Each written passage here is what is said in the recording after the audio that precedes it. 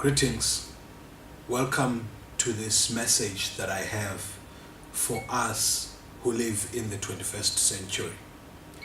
My argument is that we are very dependent on municipalities, producers of goods and services, as well as their distribution channels, the retailers, the wholesalers, and the agents.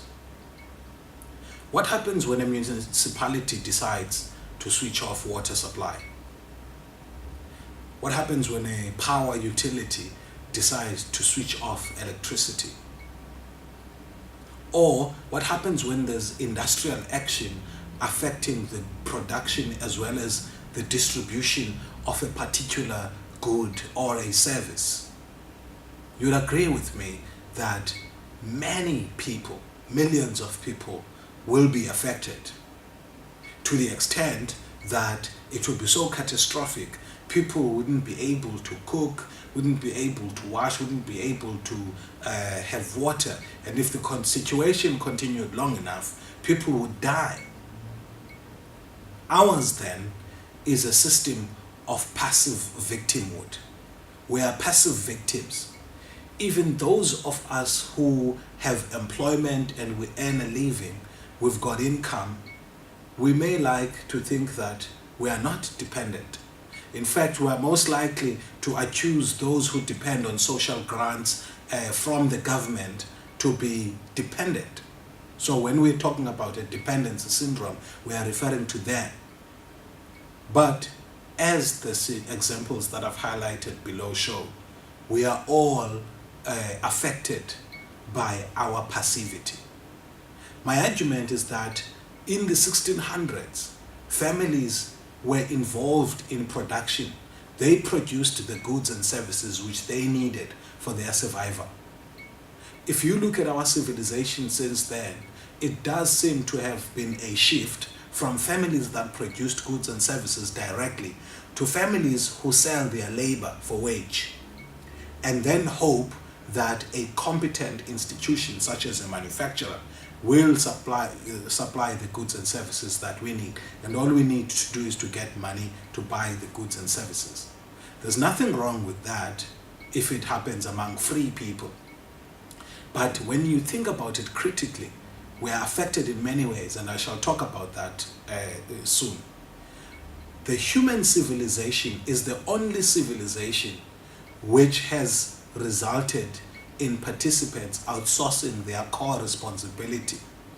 If you look at, for example, the animal kingdom, lions have been hunting since time began, and they continue to hunt for their survival.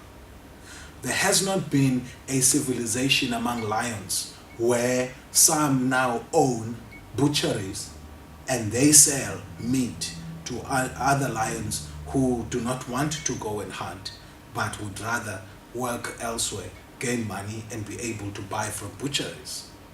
It's as ridiculous as that, the situation of the dependence of humankind. What can be wrong about being so dependent on municipalities for water, as well as retailers and manufacturers for goods and services? One, political domination. Imagine what will happen when politicians say, if you are not a member of a particular political party, or if you hold particular beliefs, water will be switched off for you as a household. The other thing is economic tyranny or economic domination. What happens when somebody says you cannot buy here because of whatever reason? We have seen instances of economic tyranny when there's a collusion around a price of a particular product. In South Africa in 2007, there was a collusion around the price of bread, where manufacturers colluded to increase prices. And as a result of that, many people didn't afford bread. It's a challenge that I'm talking about, that the more we subject ourselves to mass production, the more or the less powerful we become politically. The other thing is religious domination. What happens when a particular religion is dominant in the marketplace? Apostle Jerome Liberty says, whichever religion is dominant in the marketplace, that religion will dominate the political, the economic, and the cultural life of a nation. Now, it is said in the Bible that there comes a time where there will be a system called 666, the mark of the beast. When that system is in force, nobody can buy or sell without that mark. Clearly, a household that does not produce its own goods and services is more likely to be subjected to the domination of such religious things or phenomena more than a family that produces its own goods and services.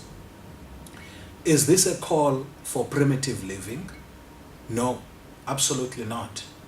This is a call for families to try as much as they can to harvest rainwater, for example, to be able to find alternative means of energy production, families to be able to grow their food in the garden, families to be able to involve themselves in some form of productive economic activity that results in them not only being able to become self-reliant, but also to be able to exist within this system, which we are not going to wish away, the system of trade and exchange. Because for us to succeed, especially in a time where unemployment is compromising the ability of other people to be able to earn a living and be able to trade, we need it more in these times. So my message is that we need to go back to hard work, a smart way this time. Otherwise, we subject ourselves to political, economic, religious, as well as cultural domination. Till next time, thank you.